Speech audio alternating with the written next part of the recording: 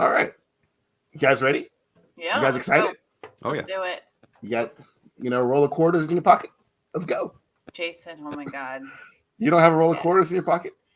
Silver dollars, actually. Silver dollars. Williams high class. Silver dollars over here only. I roll big. Optimus Prime and the Autobots take their biggest challenge yet. With a new threat capable of destroying the entire planet emerges, they must team up with a powerful faction of Transformers known as the Maximals to save Earth.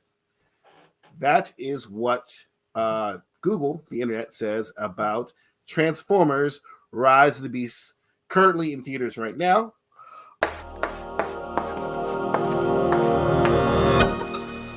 The Head Canon Circus podcast or website, it's back up. It's back up. I worked very hard on it. It's back up. You'll be able to interact with us, see past episodes, listen to past episodes, as well as look at past videos. Also, if you log in and subscribe, you'll be able to suggest things, see what upcoming news is, and all sorts, and see what we are reviewing for the coming weeks and what have you. So yeah, it's a great resource. It's finally back available. I worked really, really hard on it. Hopefully my dad will approve and say he finally loves me. So we're all rooting for you, man. It will never happen. But here we go. Now, if you don't know, now you know. For everything we do, we give it a 1-sentence review. So, William, did you prepare a 1-sentence review, or should we? I didn't, but I can wing it. How about you wing it we'll let you go last, so you can think of something, and then we'll wing it. You don't want to test my improv? Oh, okay. Go first then. I would say, the same old Rob. Maybe I should have. I was really overconfident there. The same old robots with new humans. And a similar vision. I think there's a comma that I left out, but somewhere in there. It's fine. That's technically a sentence. It's fine. Look, we make up our own honestly. We do semicolons. We do dots. It's fine. Don't worry. It could be 3 sentences. It doesn't have to be in 1 sentence. Oh, well, I didn't know that. Now you're changing the rules. Yeah, there are no rules. It's the rules. Okay. Yeah, same old robots, new humans, familiar story. All right. Lisa, would you like? So that was 3 sentences, actually. Yeah, there you go. It depends on what you call a sentence. Well, subjects and predicates and periods. I think I had a few of those. Okay, ready for me? Yes. My 1-sentence review is: y'all need to transform and roll out to see this beast of a movie. Ooh. Jason, you want to hit us with your 1-sentence review for Transformers Rise of the Beasts? Transformers, just a Silver Surfer and Galactus story in disguise. Damn, that is true. All right. But did you mean that as an insult? Honestly, how we I don't think so. Because what if somebody's like, man, that's all my jam? Like, and then you meant it as a slam. Rise of the Silver Surfer is the best Fantastic Four movie because of one reason. Jason knows that reason. Larry Fish? Larry Fishburne. That's right. All right. We stand for him. I'm actually partial to the Silver Surfer that Tobias Funke did in Arrested Development. Oh, didn't he have the rocks? Right. Yes. And then it was like just euphemisms all the time because he's an idiot. That's so great. That is also a very good Silver Surfer. Just saying. Maybe the best. My 1-sentence review for Rise of the Beast is: I'll look past the transgression of leaving out Beast War's best character and enjoy this movie anyway. That's Good job, Jason. Who's the best character? Oh, I'll get to it in my pros and cons. Of course, we have a special guest today. If you want to go ahead and introduce yourself, well, go ahead and let us know why you're here and what you do and why are you special. Well, I stumbled Besides upon this being- link in a chat room, and I thought I would try to spy on some people and hack all of you later. That's not true. I'm not smart enough to do any of that. So I actually have a YouTube channel called Sketch and Review. It's we draw. Hey, look at that! My reputation precedes me. So I do some like hand sketch drawings and stuff. Well, I have a team that does it, and then I do movie reviews based on how I feel about movies. And Jason number 1, that should be Jason number A. Yes. We the real A. We met at the theater that we both go to. Apparently, we've been passing like ships in the night for months now, and so we met and we told each other what each other does, and a few other things happened, and here we are. Okay. So also we start off with our pros, where we run down what we are positive about this movie, we think is positive about this movie, and then after we run down our pros, we'll go through our cons, and then after pros and cons, we'll do our rocks rundown, where we list our pros No and trademark. cons. Yeah. Trademark, TM, copyright. No affiliated with Dwayne The Rock Johnson, whoever that may be. Yeah, I've never heard of him. Unless he ever. wants to sponsor. And For the then next it's year. definitely Exactly. The Rock's rundown. You're right. And we'll affiliate the crap out of that thing. Yeah. Dwayne The Rock Johnson, Maya Villa's rundown. Who wants to start with the pros? Raise your hand. Not me. Lisa. Okay. Pro number 1. Yo, Stacey, talk to me, baby. Oh, I just remembered more fucking pros. I'm The sorry. voice actors in this, I loved all the voice actors. I was so excited every time one of the Transformers talked. I was here for it. Loved it. I thought, especially Mirage, my boy Pete Davidson. I don't care. I loved it. I thought he was great. Hate him all you want. You can rebut later. That's why you have time for cons, not for pros. Go ahead. I want to add an addendum. Go ahead. Addendum. I thought Pete Davidson was awesome. Okay, good. You're shaking your head in a negative way, Jason. So my second pro is thank God this came out before the writer's strike, because I don't think that it could have. I mean, it was just like the story. I don't know. I love Transformers. I'm one of those people who loves all the Transform movies. I just think that they're always just fun movies, regardless of how Logic. ridiculous they are. Yeah. So I thought this was a good story, and if it would have been a victim of the writer's strike, I don't think it would have made it. My third pro is Oh Sweet Jesus with a birthday cake. That mid-credit scene was delicious. So Are we just gonna spoil it for them? I just said that's all I said. I'll stay for the mid-credit scene, ladies and gentlemen, boys and girls, thems and theys. So yeah. All things are one now. Yeah. My next pro is bring your hermano, Sonic. Like the kid wasn't. I thought that the kid wasn't annoying. He could have been, and I think it got a little close, but they did a good job. Just whenever I was just like, okay, then they just stopped, and I like the dynamic between him and his brother. I love the Sonic and Tails, which leads me to my fifth pro. The 2020s really trying to be the 90s, huh? Like in like when the movie started, I was just like, wait, when does this take place? Like I couldn't quite tell if it was modern or 90s, and then it tells you, once he saves the thing and he gets in the street, I was like, oh, okay, it's the 90s. Oh yeah, thank God we're finally getting a movie that like takes place in the 90s instead of they're just imitating it, and then the flipping story doesn't make sense. So that's everything. Thank you. The only way I knew it was the 90s is because they digitally added in the World Trade Center. Yeah, but that was later. There was also a lower third that said 1994. Yeah, I think. Yeah. William, would you like to share your pros and cons about or pros particularly about this your fun movie, The Transformers? Whether you have some or not, I don't know. Yeah.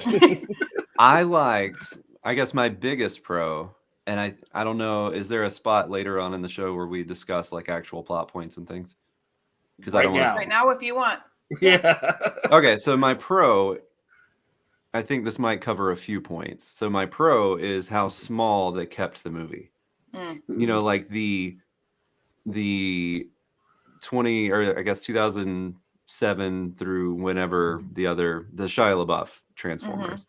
The They're Michael like all Bay over the world. They're all over the world like a James Bond movie. And I enjoyed that that this one, it was New York City and Peru. Yeah. And like 2 locations, but they milked every ounce out of both of those locations. And there was a few reasons. I mean, it's easy to do a period piece in Peru because it still looks like the 1600s or whatever. Right. But even like point. all of New York, like the cars, the wardrobe, all of it, like they were able to do the set dressing beautifully and completely make the 90s because they kept the movie so small. And I mean, it's so, it takes you all the way out of a movie, like when it's supposed to be a period movie and they do this like big wide shot and they're, like you said, the World Trade Center is like there, and it's like, wait, but it's 2010 or whatever, you know. Yeah, or I guess it would be the reverse of that, but like, you know what I mean, like when you're watching a period movie and then you see something that's just gloriously out of place, you know, like you didn't see any of that there, which was cool. I want to add in on that because in the third movie, I believe, well, it's the fourth one, the fourth Bayham movie, for no reason, they decided to go to China. And it's like, and it took me, even though all these movies are ridiculous, I was just like, why does the CIA have a secret base in their biggest enemy's country? And they're going to, like, we're going to go there and do more stuff. Like, that is, it just seemed like they were just like, oh, yeah, we need to put this thing in China. Trade Commission. Yeah. But that is another pro, how they used actual pop culture references. The best movie that I've seen to do that recently is Air, the Michael Jordan movie. It's neat how they threw in the thing like Marky Mark's leaving the Funky Bunch, and then there's like, I think at some point they're watching the O.J. Simpson trial, or like the stuff leading up to the Bronco chase. I can't remember which part of it, but I did write that down in my notes. It's just neat when they're able to tie in. I mean, because that was 1994. So you see the lower third, you see the thing that happened in 1994. And it's such an easy thing to do, but it's something that people miss doing when they're making period movies. So I thought that was really nice. I guess the other pro being that they kept it small, like you have multiple different people groups, and this is kind of allegorical in nature, I guess. Like you have We're going high right now. We're using big college words. Oh, sorry. It's I'm kidding. Trying to think of another word. No, but it's like you have it starts out in the United States, and like if you're going all the way back in history, you know, like we're a country of immigrants. And I think it was neat that they show the two, or the family, the Hispanic family that are immigrants, but then you have 2 entirely different robot species that are from other planets entirely that landed here also.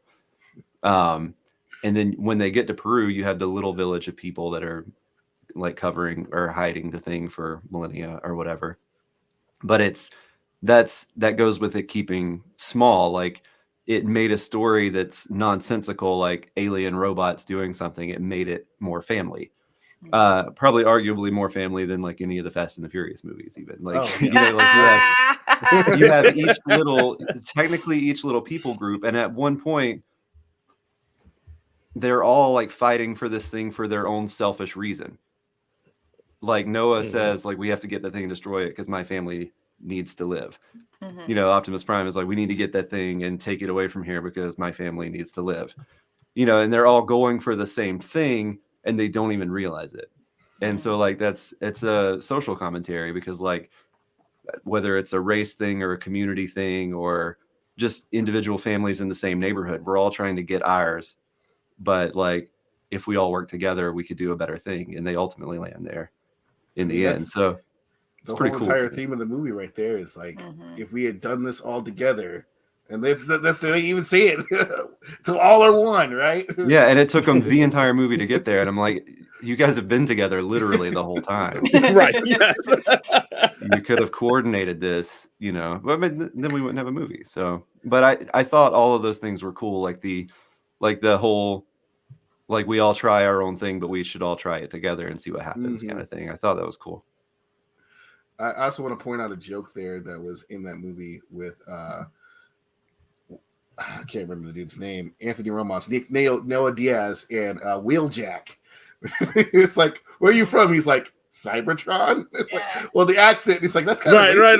Oh yeah. It's like, no, like, they're doing like, that's racist. I was about to practice my Spanish. It is funny how like they were working those themes in, and it's like a joke, but it's like, wait, we should watch what we say, kind of thing too. Like it was neat. It was cool. Yeah. Another pro, if I can add a fourth. You can add as many as you want. I had a cajillion, so you're good. Rumor has it there's no rules. So yeah.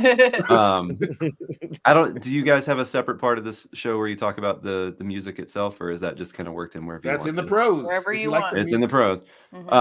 You may have to go back and listen for this, but I thought it was hilarious. There was it wasn't a direct plagiarism, but it was an homage, I guess. When the first planet is getting eaten, right when the thing like comes through the atmosphere, you hear like a few notes that like are very reminiscent of the Imperial March from Star Wars. I heard that too. Did you really? And so it's yeah. like, and like, because when you see that the Death Star come through the first time and they blow up the planet, like that march or that sound is playing, and it was just neat. The symbolism was not lost on me that like a planet was about to be destroyed and you hear the thing from Star Wars. So I thought that was cool. Yeah. And the soundtrack was just the soundtrack was amazing. perfect. It slaps. Mm. It makes you want to just right upside your mom's head. Just Don't talk about your mom that way. She's a very nice lady. look. Maybe that's why your dad good. doesn't like you. You always be slapping that mama. Would you keep your hands off my wife? That's my wife, boy. Oh, Does Jason, that think that's it for me. Jason, you want to jump in? Yeah, why not? Yeah. The water seems nice and warm. Will's already finished peeing in it, so I feel like I'll just go and let the chlorine Just wash wade it around away. in this lukewarm. Right. A tough act to follow. So yes, I will go. My first pro, Optimus Primal, is my spirit animal. Like, this is probably the first movie where I was like, fucking hate Optimus Prime. And then Optimus Primal came in, and I was like, oh, this dude feels more Optimus Prime than Optimus Prime does. And then, they explained it in the movie that this is a young Optimus that ain't really Who's just got his shit together yet. Yeah. But Optimus Primal was like, he got to grow bruh. up a little bit. Yeah. Yeah. Like, we out here with these humans. We doing our thing. We living our best lives. I don't even know why y'all even here. Y'all need the bells. So I thought that was dope. That because my first Transformers, I know it's gonna be blasphemous, was Beast Wars. I was Mine on too. the cartoon one in '84. Mine was Beast Wars, so Optimus Primal has always been my prime. And to see him on screen, and no, he's not as dope as Beast Wars, but it was still cool to see him on screen, and they didn't like punk him out because let's be truthful. Michael Bay always punks out Optimus Prime and all his. Like Optimus Prime be getting his ass whooped. Optimus Prime, right. So I was dope with Optimus Prime doing this thing. Pro number 2, they transform the humans into something enjoyable. Yes, the humans actually have a purpose here, and it actually works. And the purpose isn't just because you need a character to relate to the audience. You can relate to the robots. You can relate to, the aliens. I keep calling them robots, the aliens, or you can relate to the human characters. The human characters here, especially Anthony Ramos at his heart, they actually push the plot along. They actually have something to gain and lose in all of this. And I thought, like you said, William hit it on the head when he said they're all like have their own interests for why they need this item, and giving the humans the smart interests of like, hey, we destroy this. We ain't got to worry about this. We good. I was like, that's brilliant because most movies would have not done that. It'd have been like, oh man, me and the aliens are friends now. Let's fight and let's do this. And it would have been the end. But this was like, nah, it had real pressure, especially when Homeboy turns and is like, Nate, take it. And I'm like, ooh, is Nate going to do it now? We know you know, but because movies are movies, but still the fact that it was set up to actually have me debating if he's going to really like do this or not, and is this the right choice and all that. So I mean, it was really good to have the human characters actually be a part of this and a worthwhile part of the movie. Number 3, my third pro.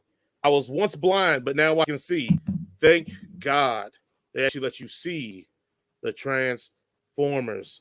Jesus, the biggest issue I always had with Michael Bay is that I felt like it was always shadows and hidden, and or he would move the camera so quick, you never got to really enjoy just looking at these beasts of creatures and aliens. This one solves all that. Like you see them full blast, you all of it. It was just good. It was refreshing, and I know Bumblebee kind of started that trend more or less, but it just was really nice here to see the diversity of all the Transformers, but also being able to see what makes them different. Because I mean, Michael Bay's, to be completely real with you, all of them outside of Bumblebee and Optimus and Megatron, all of them look the same to me. Like, I couldn't tell you who was who. Blend in and they transform the same, and it's just noise in Michael Bay, which is what he likes to do. Is just put as much crap on the screen as possible. But it's just like, I'm here to see the robots, not your 40 seconds of just CG garbage. Right. And then that goes to like even being able to see. My next one is Ready, Fight, because the fight scenes in here are awesome. Like it felt like someone had a vision of what they wanted it to feel like, and their vision was, hey, you remember on Saturday morning we would watch the cartoon and they had cool fight scenes in there where they would shoot each other and they wouldn't do a goddamn thing to each other? Let's actually make that reality in this movie. So these fight scenes felt like they were ripped straight from the cartoon because they'd be shooting each other. And I'd be like, why are you wasting your bullet? It's not doing anything. That's why do you even have regular bullets in the first place? Right? It does nothing. You're just shooting this gun just to say you're shooting guns, Transformers. I mean, it's almost like the Pacific Rim way of life. Like, if you don't have a sword to cut something, all your other stuff means nothing. So, but I do enjoy, because if you watch Transformers, they literally shoot each other half the episode, that and the other show, the Soldier show, and nobody really does any damage with it until they get up and close. So, but this one actually too crafts the fight scenes like a real action, like if it was real live action people. Yeah, like from the cut scenes, that final battle is amazing. Just let them go at it. They let the people flex their ability, let them fight, which again, I just watched a couple of the Bay ones, and yeah, he doesn't do a good job of just letting the action settle in. So, and my last pro is Scourge is best boy. I'm sorry. I know he was the bad guy, he was under the thumb. But Homeboy was a beast. Like, it makes me ashamed that I rooted for Megatron when we got this guy out here waxing just people, handling business, taking souvenirs. Right. That's so I feel effed bad. up. That's so effed. Whenever I first saw that, I was like, oh my God, like he's for real sociopath. Like, wow. Yeah, he was also like, talk to my people as I whoop them on Thanos style. Like, he was straight like monologuing as he's whooping your ass. Like, that is awesome to me. Shout out to him. He is best boy, because even though he was getting chucked out. Yeah. Oh yeah. Yes. Also, the god Peter Dinklage himself. But even though which Peter Dinklage has a very good repertoire of, like, you know, I'm gonna play the little person, but then I'm gonna play the giant dwarf in Marvel, when I'm gonna play this badass robot. But no, he's best boy, man, because he took all the hate from his boss, but still kept out there grinding on cats. And yeah, it's really rare that I actually root for the villain. When I was like, man, this dude is so cool. I actually like the way he's just waxing everybody, including how he waxed Prime early on. Like he dropped he beat a monument on this dude. That's amazing. like it's what they beat somebody up. It's what they be like, drop this monument on you and keep walking. That's awesome to me. I'm sorry. I popped forward in the theater. Everybody's looking at me like, this dude is crazy, but it was still great. So yes, those are my pros. All I could think about with that was he's an angry elf. Oh, yes, he's so angry. He must be from the South Pole. Don't say that to his face. Yeah, don't. Yeah, no. He's an angry elf. No. He's such an angry elf. All right. I'll just go over a couple of things. real quickly, yeah, characters you care for. Anthony Ramos and his little brother were great. I actually like in the other Michael Bay films, Shia LaBeouf's character Sam Witwicky is a blubbering idiot. Marky Mark is Marky Mark, which is like a borderline racist asshole. This one, Borderline. who somehow is convinced to let a grown man have sex with his child, and they put that in the movie. That's gross. And this one, you're actually like, oh, I actually like these people. Like, I actually care about them and want them to succeed, and they're not just overhyped, caricatures of what characters should be. So that's actually refreshing to see in a Transformers movie, even though they kind of did that in Bumblebee as well.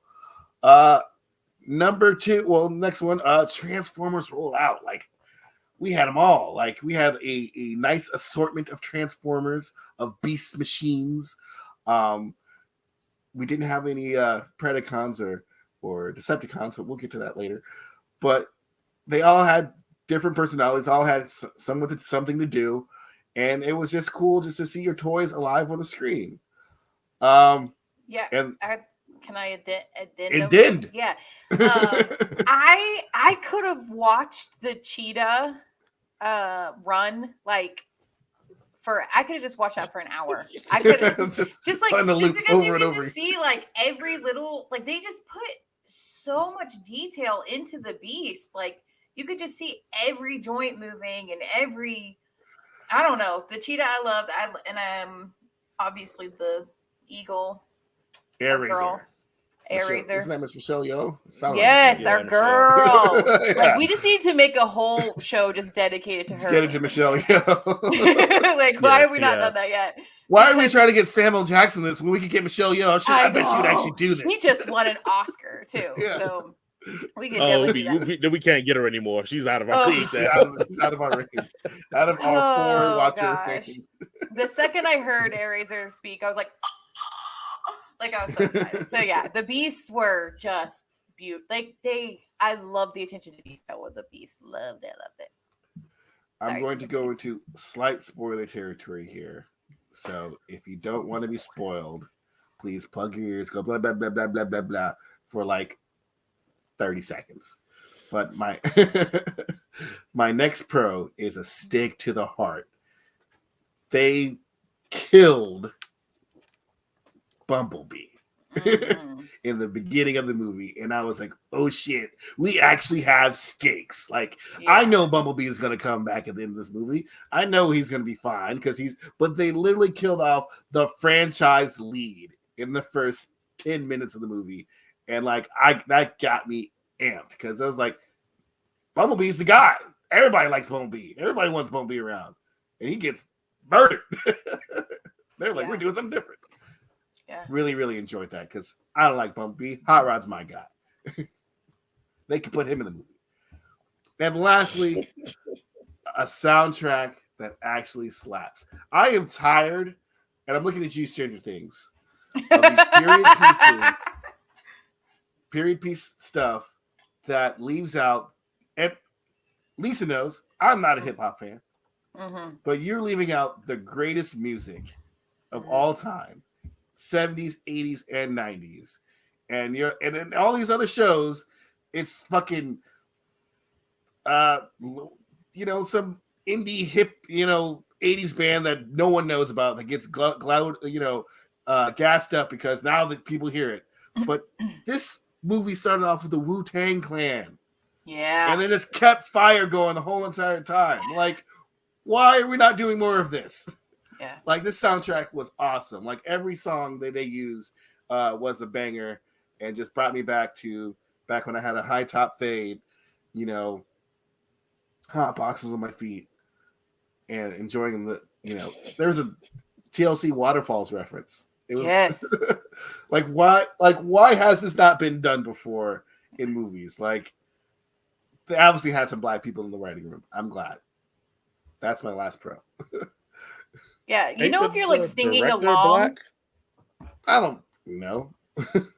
I forgot to check and see who the director was. But I feel like if you know you're singing along while you're watching the movie, you know it's great. Because the second I heard a little bit of this and a little bit of that, I was like, yeah, I'm just singing along while they're just flipping, murdering people. Like, oh, that guy's dead. Okay, let's go. They killed lots of people. All right, let's go to our best segment, the cons. Con. Con. Okay. Lisa, give us your cons. Okay, I only have 2 cons. So con number 1. This must take place in the X-Men universe because I have no clue which timeline we're on. Oh my god. Yeah.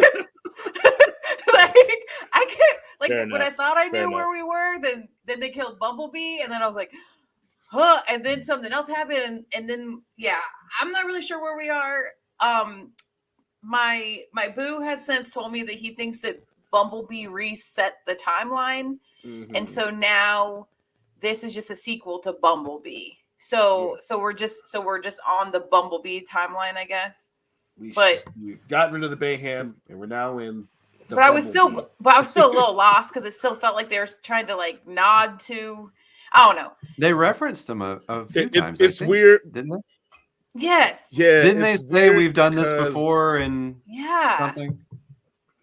It's weird because Bumblebee technically was the prequel to the Bayham first one. Yeah.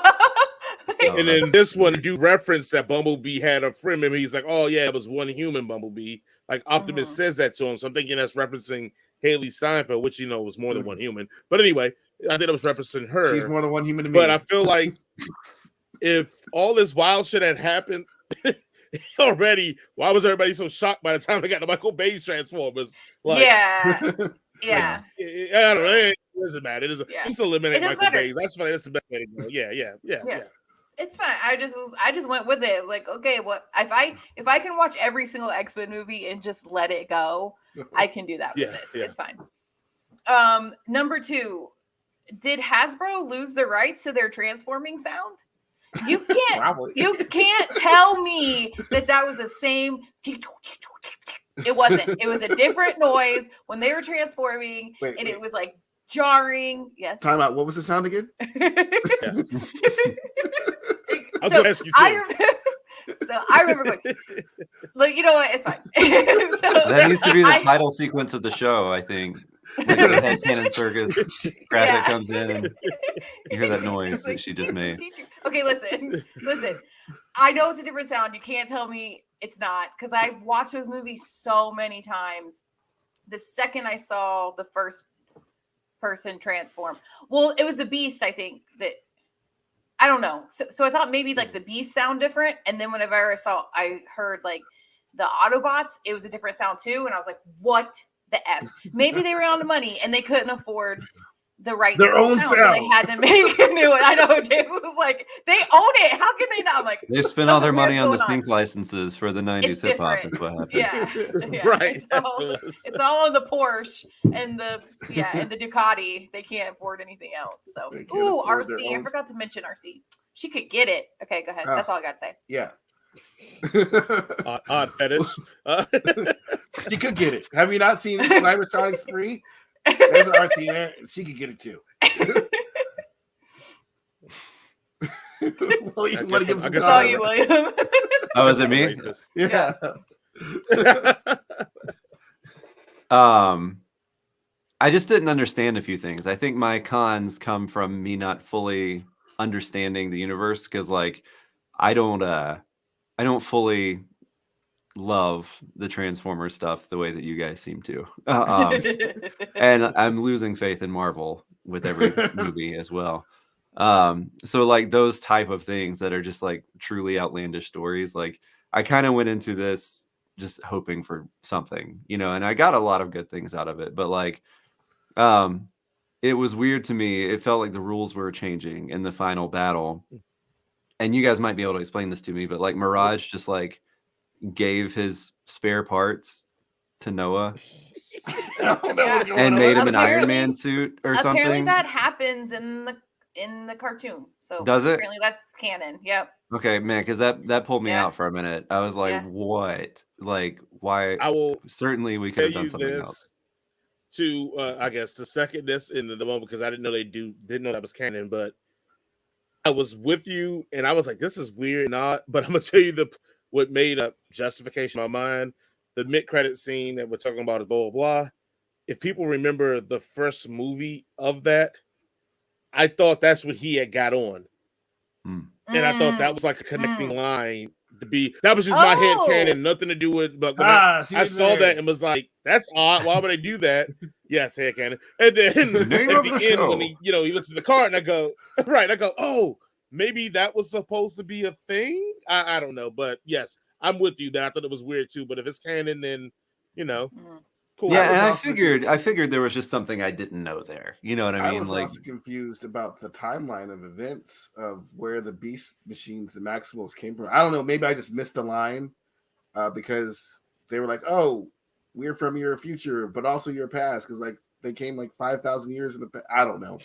I was because in the Beast Machines, they were from the future and they traveled back in the past to when there was only dinosaurs. But in this one, they're on a planet. Yeah, I thought that too. Like the kind of the Star Wars thing. It's like a galaxy far, far away, long time ago, that kind of thing. But it's like kind of the future also. Yeah. So like Planet of the Apes, where they did a weird time warp where they came. I don't know. Yeah, like weird. I was named after you. It's like, dude, you've been on this planet for like 10,000 years. Like you don't even know this dude. Like I was like, I don't know. Our producer says the crystal could travel through time and space. I think that is the justification. There we go. Okay, maybe I might have missed that point because I was like, they're like, you're your past and your future. Like, yo, 5,000 years, y'all been here for forever. Like even Mirage was like, okay, like, but he was giving the crazy sign. Mirage. Like, so even they didn't have a reasoning for it because Mirage was like, yeah, okay, like, so keep it going. That's fine. Right, go on, Will.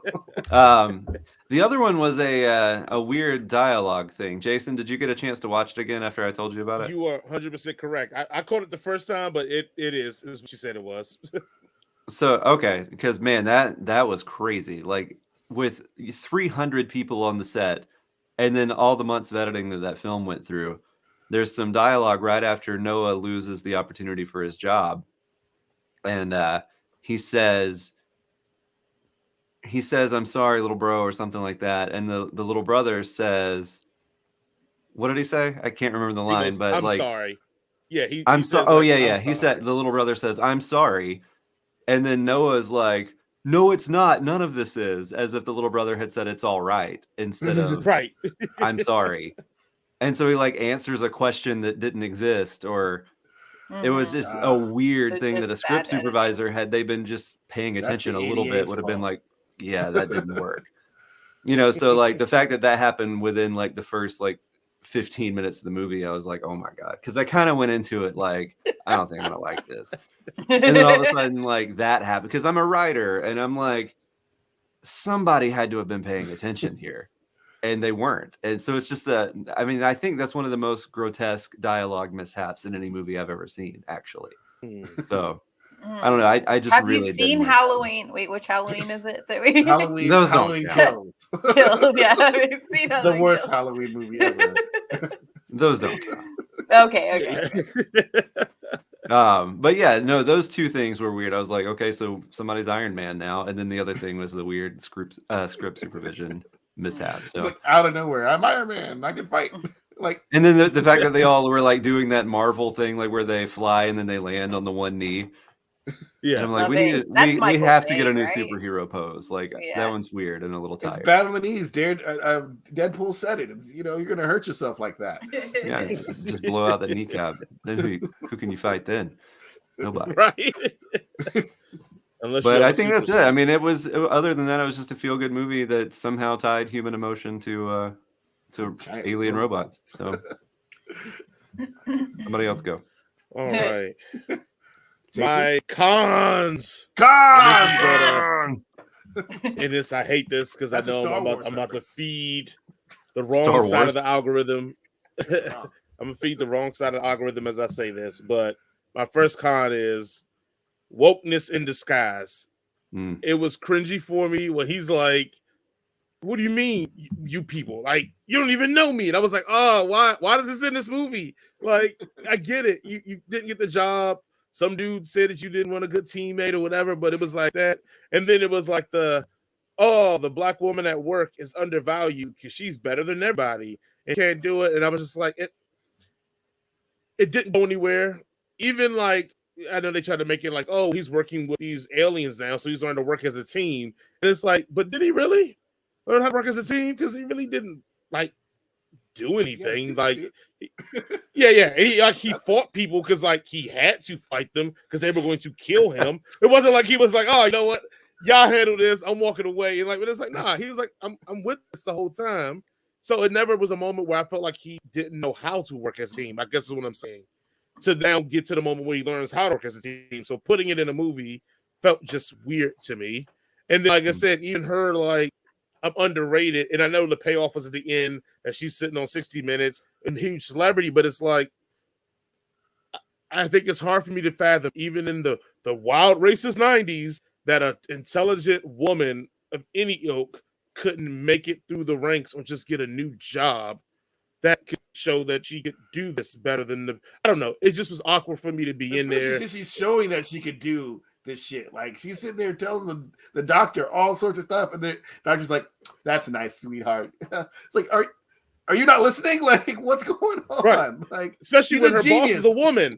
Yeah, like her boss is a woman too. So it was just like I just felt like it was in there because it was like, hey, and I'm all for wokeness and putting things out on blast, but I felt like in this movie, when there you have aliens who blow shit up, why we need, like, Woody just reminded me that women are undervalued at the workplace. Trust me, I know. I have a wife and I have 2 daughters. I get it. I don't think I really need to be reminded that in the Transformers movie. And if it was done well, that would have been one thing. But the fact that, like, if it was hard on the black woman, then the white woman wouldn't have had the job either. Right. I don't. Right. That's what. So like that's what my premise was. That is weird. Like, yeah, I'm with you. Like, none of them should have been there.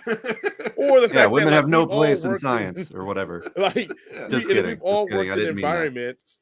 Yeah, and we all work in environments. Like, at one point, remember, like, she's trying to talk to her and she closes, like, oh, it's like lab facility, people only here. So you're telling me no one else in that building knows how smart she is? Like, no one else in that building. Like, she doesn't talk to anybody else. And like, all these theories she has, she doesn't share with anybody but this one woman. Because we've all worked in buildings, we'd be like, oh no, go to such and such. They will probably know this more than anybody. Like, I don't know. Mm-hmm. It bothered me. Well, and to I know be fair, we only saw one day in her life. Like, right. I get what you're saying. I think that I agree with you, but I do think we also saw very limited interaction. So I agree. I thought that it was weird when I saw it, like, and I was just like, man, really, women not supporting women, especially in the 90s, because the 90s was such a powerful time to be a young adult. You know, I just, that's like the era of like living single and, all the of those friends. Like, yes, the best friends for real. And, in the, I feel like the 90s Black culture was really celebrated and elevated and lifted. Probably more so than now, because now we just got fucking dumbasses talking all the time. But when I was watching this scene, I was just like, well, that's weird. I wonder why her boss. And then I was like, oh, I guess it's the 90s. Maybe they're just trying to show that just like getting her, like, I didn't see it as, I don't see it as the same lens you guys have. So I always have to remind myself. So now that you're saying it, I see it. But at the time, I didn't see it as, a white woman, like, taking all the credit for a Black woman's work. I was just looking at it as like a stupid CUNT boss taking all the work. Count? It, like, claiming all of the work that her subordinate took, right? Because I've been in that situation so many times with men and women. Just, if you're smart, usually the person above you is a dodo who's just good at schmoozing and pretending to be relevant. So that's how I took it. I don't have the same lens as you guys, so I see what you're saying. Well, I get that too. Yeah, Like yeah. I used to work an office job where like everyone was stupid that was above me. And it Yes. wasn't because I'm like some prideful person or something. It's just they were the worst. Yeah. And so I realized that that's kind of a thing with office politics is like there's a phrase that says good workers are hard to find, so idiots get promoted to management. Just to get them out of the way so the work can get done, So Yeah. I mean, there was definitely a lot of that in those interactions as well. Yeah. So I don't know. Yeah. That's how I Again, saw it. just thought it was But I just get weird to what be you're saying. in this movie. Yeah. Yeah, I just thought it was weird to be in this movie. And also, like, Yeah. you could have molded the characters. I will say, I'll give this credit for the movie. I'll give it. It's like they could have easily handled Anthony Ramos' character as being like an ex-con, and that's why he couldn't get a job. The fact they didn't go that route, and it was like, oh no, he was in the He's a service. decorated Oh. soldier. Yeah, like at least I they don't wanna went hire that that guy. route for me. Right. Yeah. I'll give him that credit because it was easy, low-hanging fruit to be like, oh, he's an ex-con, that's why. Especially when like the thing he literally does when he can't get a job after it is like go to the streets. So I'll give it credit that they didn't go that route. And then my last con is, I guess, in opposition to a lot of you guys, I hated the needle drops in this, man. I thought the needle drops was like, hey guys, it's the 90s. Boo. If you forgot, it's the 90s, right? Like, listen to the song. The 90s are here. Like, you like the 90s? And then as a guy also that loves music and hip hop, a lot of the songs weren't like, I think this is supposed to take place in like 94. A lot of those songs weren't in 94, which is fine, but it made it more annoying for me when I felt like they were just trying to remind me it's the 90s. I was by curious playing about the that, song. but I didn't look it up. Oh yeah, because Waterfalls didn't come out till like 96. Yeah. So it was just interesting. But I will give credit. She did sing Group Thing, which is a banger when I was growing up. So I was like, oh, that made it. Somebody got a check for that, hopefully. Good job for her. If this was Stranger Things, all the songs were like Garth Brooks or fucking Billy Ray Cyrus. I can't wait to review the next season of Stranger Things in 2027 with you, in Jason. 2027 when Can't wait. all these people grown. Lucas has a full-grown beard now. Well, he has a beard now. Anyway. No, my wife and I joke all the time. If they keep stalling, they're gonna have to have Stranger Things the college years. I mean, Now, they're all I in their would mid watch 40s that. anyway. I mean, yeah, I it's would not a watch bad angle. I would watch that show and I would love that. It's Stranger Than the College is because I have a thing about kids beating up on villains and how that's the dumbest thing ever that we've written in some movies now. But anyway, there you go. Definitely hate when kids beat up, like do things that adults in a previous movie have done, and then now the kids can do it, and it's so easy, and it's like you nearly killed those dudes, those grown ass men over there, and these kids are doing. I get what you're saying, Jason. Yeah, but I watched Mummy Returns and it happened, and I was like, that kid's like 8. My daughter's 11. It is no world that my daughter, knowing that we're going to get into a fight, would ever goof her way to beat me up. Like, it drives me insane. But anyway, that's my own personal peeve. I'll keep it in my box.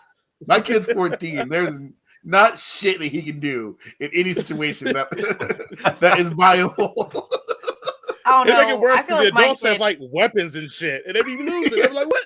You know what? Again, I'm getting triggered. I think my daughter could stand a chance. I think she would. Your kid could. Yeah. I think the adults would. didn't have the ability to make their nose bleed out of the corner while they were doing it. Yeah. Right. That's all. That's the one thing they were missing. So if they would have gotten that, they could have won a long time ago. Like, you're a child. I should be easily be able to beat your ass. Like, yes. I'm grown up. I got bills to pay. I'm not losing to no kid. Now look at this big bad demon from another universe, and you lost to a bunch of middle schoolers. Here comes a 5th grader. Right. What will he do? And they not even hit puberty. Sorry, yet. Can't even talk to girls. All right. That's awesome. My first con is cons. No Decepticons, no Predacons. Like, come on, guys. What are we doing here? Like, where's Megatron? Is that the guy? Megatron? I don't know. You know Where's it's Megatron. Like, where are my Predacons? Peter Dinklage was great. Scourge is great, but like, if I'm going to transfer the movie, I need my Transformers. I need my toys to fight the other toys that I have. Maybe they're where the original transforming sound is. They got they couldn't afford them. Number 2 con is she's just a plot device. Man, like, Dominique Fishback, more so than the whole putting in the woke thing. Like, she literally is nothing to do besides expout, exposition to everybody, and then not do anything in the end that's important because they just totally write it out. It's like, oh, I put the code, but now it's blasted. It's like, oh, then I'm just gonna, blow it up anyway. Like, why didn't y'all do that in the first place? I was thinking that too. When it happened, I was like, if it was not easy, if it's all we had to do, y'all should have sent her black ass home, man. Like, we got it from here. And like, I've been watching Swarm. Dominique Fishback is an incredible actress if she's given the right stuff to do. In this one, I just feel like she was completely underutilized in her abilities and what have she is, especially for someone who's new in the scene. I was just so proud she had clothes on the whole time. Yeah. Like, it wasn't like the Megan Fox thing from the early movies. Oh, gross. Like, they didn't need like the sex symbol, and like she carried enough weight with all of her clothes on, which was I thought great. She didn't need to go wash Michael Bay's car to get a job. Exactly. Or forced to go wash Michael Bay's car to get a job. Because it's not Megan Fox's fault. It's Michael Bay's fault. Yes. And she was like 15 when she did it. It's gross. That's gross. Yeah, that's the face you should be making. Why are people so gross? Can't. Not just people. Men. You're right. You're right. Next con is Lights in the Sky. Of course, this ends with a beam in the sky, some MacGuffin that needs to put the thing in the beam. Like, come on, y'all. Like, this is the 9th movie where we done this. Like, I get it. It's a trope, but like, let's do something different once. Maybe they don't have to stop the light in the sky. Maybe they just, need to stop someone's mother-in-law from marrying a dude. I don't fucking know. That is a Transformers movie we all need. Yeah. Bumblebee. Maybe they have an evil stepmom and they don't want to go to freaking boarding school. Do something different at this point. All right. And it's not just Transformers movies, it's all superhero movies where it all ends with a light in the sky. I hate it. I hate it. It's gross. I also, if I could interject a con. Of course. Interject a con. That's the next there you go. Well, the next race of cons. aliens that they're going to fight. Wow, that went off somewhere else. They, like, movies like this never get what the public reaction would be. In a situation like this, the world would be utter chaos in a matter of minutes. Well, there's a giant planet-sized thing coming through the atmosphere. Every human being on Earth would freak the F out about that. And like, there couldn't even be a fight anywhere because everybody would be killing each other, trying to survive or whatever. Like, there would be no order in society ever again. 94, that would have been Bill Clinton. He would have been too busy like, well, here are the nukes. Like, Monica, get over zip here. it up, Bill. We have a situation. Right. I don't know. Anyway, that's my con. Go ahead. All right. And my last con is it's a trap. No freaking rat trap. The best Maximal there is. What are we doing? Why do we even make the movie, guys, if there's not rat trap in it? He's literally the best Maximal there's ever been, and they leave him completely out. As well as other Maximals did not have any. Like, Rhinox didn't have any personality. Cheetor didn't have any personality. They did the beasts, the Maximals that weren't Optimus Primal and A-Rays are dirty. But even dirtiest thing is leaving out freaking Rat Trap. Christ. They ran out of money. What do you want from them? I want for them to get rid of a person. I don't know. Toby, even though I love Toby, I can't pronounce his last name, Galway. They could have done without him. So, fun fact, when he was offered this role, he was like, I'm bringing my wife and my kids too. And they were like, okay. It's like, no, y'all going to put him in a hotel for this whole entire shoot. So he's had his whole family there just the whole entire time. That's what he does. Yeah. Who was this? Check out his music. It's great. Who are you talking about? Toby in Galway. He was the black guy who was going to steal cars with Anthony Ramos' character. Oh, okay. Who was cheering on the Twizzlers. Gotcha. Well, I mean, that's not that big of a feat. He was probably on set for like 10 days. Yeah, but movies don't really want to spend more money than they have to, and they're like, you bring in he got like 3 kids and a wife. Yeah, Put It's them only all one in the hotel bins. room. Then they got They're friends. paying for the same and they hotel he room. got. If you see his videos, he got a lot of friends. They all wear teal. Entourage. All of them, everybody, just like 100 people, just hanging out. But yeah, that was in his contract. But that's my last con. Well, I don't. It really made my butthole itch that I didn't have Rat Trap in there. Wow. What would he have brought to the table? Absolutely. That's what I want to say. Like, I feel like Mirage was Rat Trap. I feel like that they were the same guy. Well, they should have got rid of Pete Davidson's Mirage and made it Pete Davidson's Rat Trap. He's already like a rat anyway. Yeah. Jason, we do not shame people on this show. How is that shaming him? I want him to be Rat Trap. I want him to be a better character. Okay.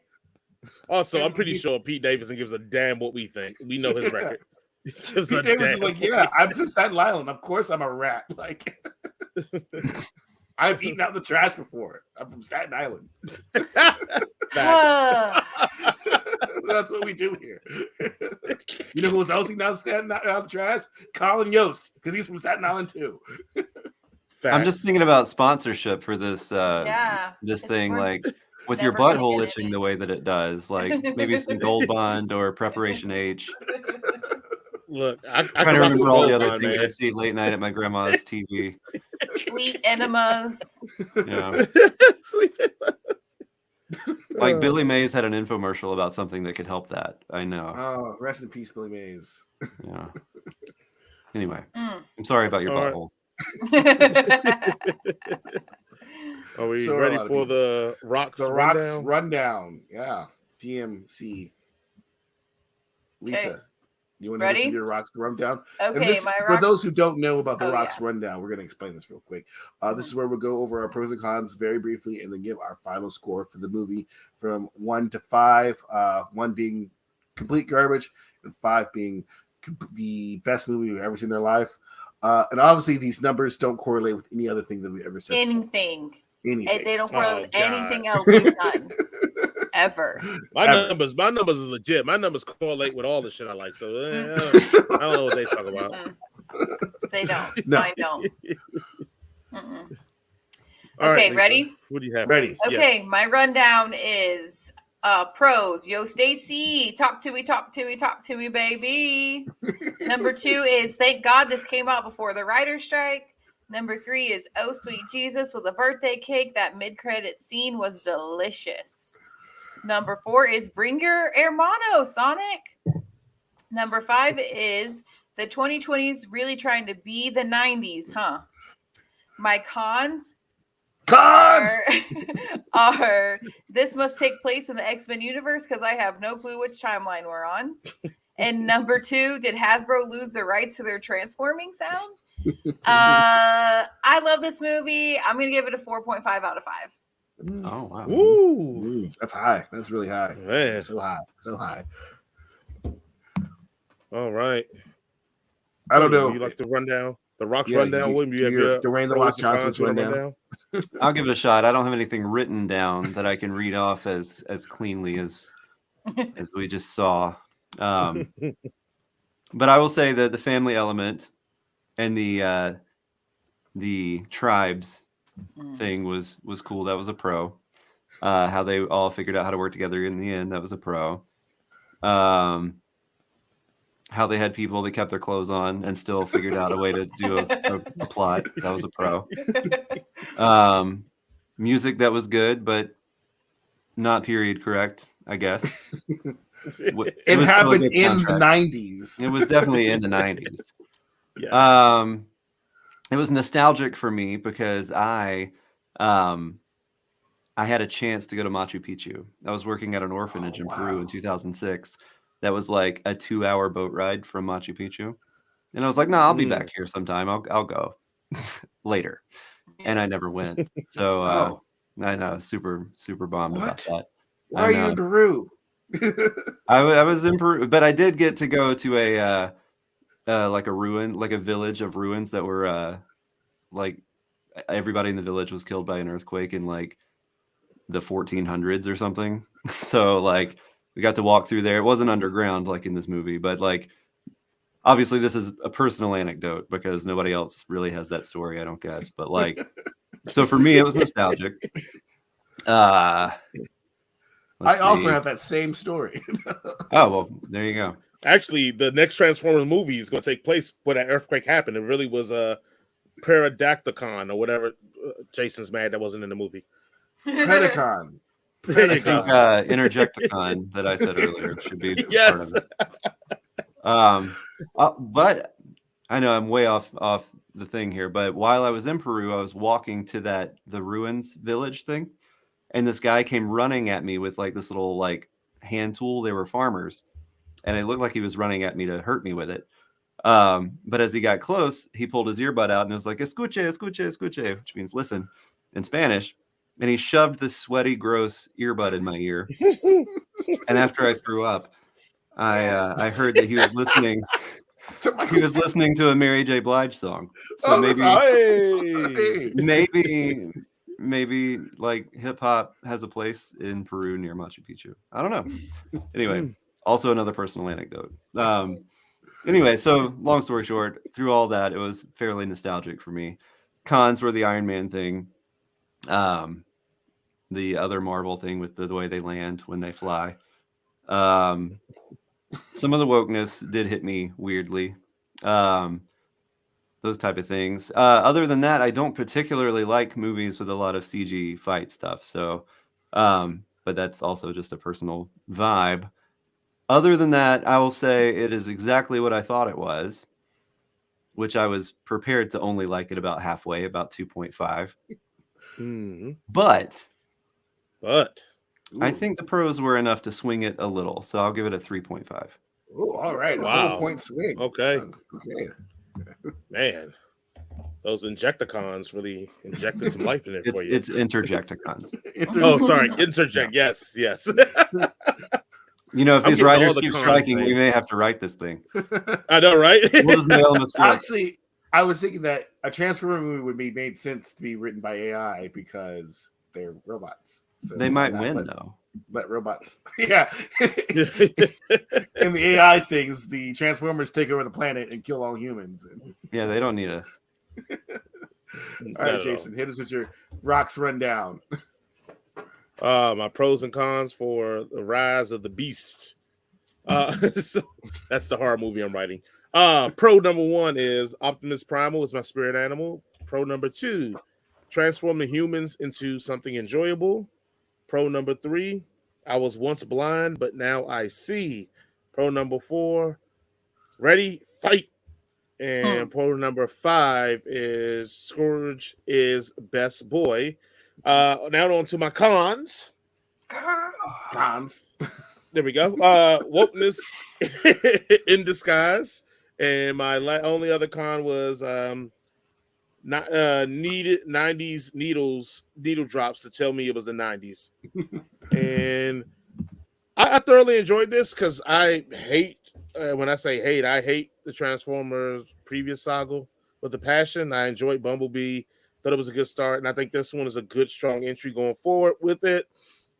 I'm here for it, but I probably will still just give it a 3 because it's still. I'm just half the movie. I'm just like, okay, we're here. So 3 out of 5. Yeah. Wow. And my rating correlates. He is consistent with every other thing he's watched. All right, for the rocks rundown for Transformers: Rise of the Beast. Pros: number 1, characters to care for. Number 2 was no Bayham.